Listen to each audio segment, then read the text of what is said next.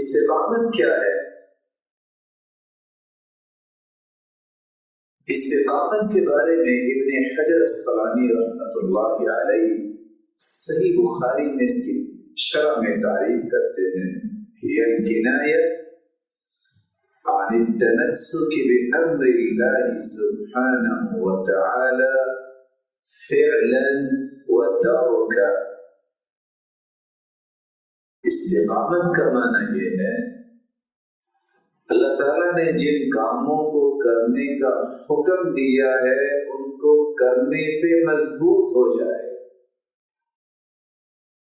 وَتَرْكَ جس کام کو چھوڑنے کا حکم دیا ہے اس کام کو چھوڑنے پہ انسان مضبوط ہو کہ میں یہ نہیں کر سکتا۔